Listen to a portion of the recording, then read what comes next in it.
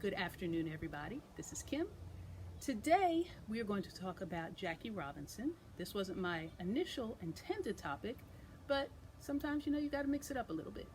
So, Jackie Robinson is best known for being the first black man to integrate Major League Baseball. We talked a couple episodes back about that actually just being post Jim Crow, because before that, Moses Fleetwood Walker was actually the first black man to play Major League Baseball in the late 1800s. But Jackie Robinson was out of Pasadena, California. He was a super athlete and was born into a very athletic family. One of his brothers actually did medal in the Olympics. In high school, Jackie lettered in 4 sports. It was basketball, track, football, and of course baseball. When he went to junior college in Pasadena, he was actually the first athlete ever to do that, to letter in 4 different sports. It was also during the time that he was in junior college that the lack of tolerance that he had for racial injustice started to rear its head. He had a good friend who was arrested unjustly, and Jackie had some words with the police about that incident and was labeled kind of a troublemaker after that. He then went to UCLA, and in UCLA, he actually focused most of his athletic talent on football. He met his wife there, and he ended up leaving UCLA prior to graduation. He went to Hawaii and played football in Hawaii with the intent of coming back to LA, which he did, and then playing playing professional football. Unfortunately, Pearl Harbor was hit at that time, so Jackie Robinson was drafted. Now, he ended up being drafted into the 761st Tank Battalion, who, if anyone is unfamiliar with them, and I will talk about them in a future lesson, they were the first black tankers. They fought in World War II under Patton. They were the original Black Panther Party.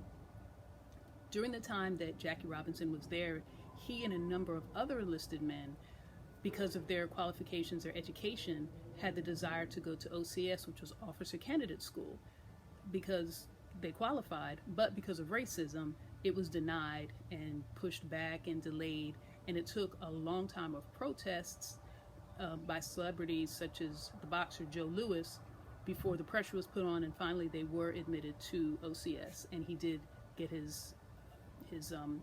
he became a lieutenant. Also during that time, he had another incident where the Army had non-segregated buses. He got on a bus, and the driver decided that he needed to go to the back of the bus, and Jackie was not trying to hear that. So there was a little altercation, so to speak. The driver called the MPs. The MPs arrested him, and later it was decided or suggested that he be court-martialed. But Jackie Robinson's commander wasn't in agreement with that. So Jackie was transferred to another unit. The commander of that unit was more than happy to have charges put against him, even charges that were irrelevant, like drunken misconduct, but Jackie Robinson didn't drink. Anyway, during that whole process, the war had started. His unit was actually deployed, so Jackie Robinson never did see combat. But over time, the charges were reduced, and then he was acquitted by an all-white panel of military officers. So after that, he left and went to Kentucky. In Kentucky, he just kind of was there waiting out until he got his honorable discharge. But during the time that he was there, he was an athletic director because he was so great at sports. And it was during that time when there was another gentleman who was there who had played with the Kansas City Monarchs and said, Jackie, you should go try out. So he did. He was accepted onto the team. He played for 47 games, actually. He made $400 a month, but he really didn't like the disorganization of the league itself and how the games were just the way they were scheduled, because since he was so regimented, that just kind of drove him nuts. But his time with the Kansas City Monarchs is what led Branch Rickey, who was the president of the Brooklyn Dodgers, to see him, to have that conversation with him, to talk about him being the first one to join Major League Baseball, and the rest is history. So that's kind of a little bit of the sum. Now, it's interesting because there's a gentleman, his name was Bill Reddy Cash. He was a Negro League baseball player who played with the Philadelphia Stars. And I was talking to him, this was years ago because he has since passed. And he said, and I asked him, well, what were your thoughts on Jackie Robinson? And he was like, I wasn't really crazy about that guy. And I was like, what? That's blasphemy.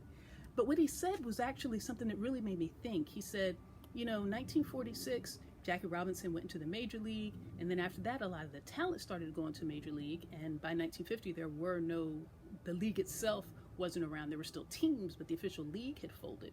He said, so when the league went away, so did my job.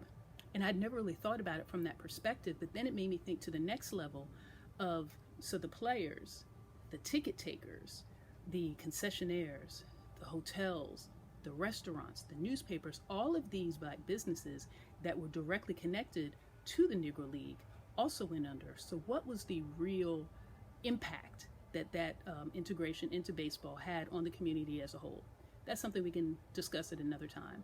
But anyway, if this resonated with you, if you're enjoying this content, you can see our website, which is blackb4u, black, letter B, number 4, letter U.com.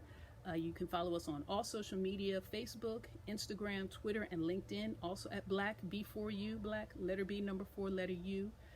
We are empowering our future by honoring and preserving our past. My name is Kim. I'll see you next time.